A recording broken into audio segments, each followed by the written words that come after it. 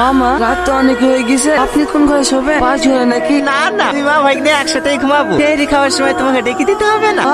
আপনি এই ঘরে ঘুমাবেন? হ্যাঁ। এ তো দেখছি চড়বে তারে। আমার আবার সকাল তো মামা, তোমার ঘরে কখনো আবার লাথি সাথে লেগে যাবে। ও কোনো ব্যাপার নাই ভাগ্নি, ছোটবেলায় তোমার কত লাথি খাইছি। লোক না। শোনো ভাগ্নি, রমজান মাস হচ্ছে নেকির মাস। এই মাসে রোজা নামাজ পড়লে আল্লাহ পাক সব থেকে বেশি খুশি হয়। বুঝাও, ভালো করে বুঝাও, আমাদের কথা তো শুনবে না। দেখো তুমি বুঝি পারবা কি? মা ভাগ্নি, মাকে কে ওইভাবে গরম দেখায়? যে তোমাকে কথা বলে শিখিছে তাকেই গরম দেখাইছো? একটা কথা মাথায় রাখবা, মায়ের পায়ের নিচে ছেলেদের জান্নাত। মাকে কোনোদিনও কষ্ট দেওয়া যাবে না। কি হলো ভাগ্নি, কোথায় যাচ্ছ?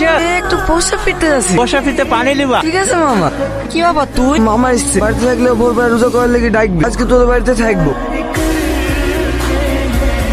মামা আপনি এখনো সময় আছে ভাগ্নি, আর 20 মিনিট ঘুমাইলে ঘুমিলাম। আপনি নিকুরে আসলে?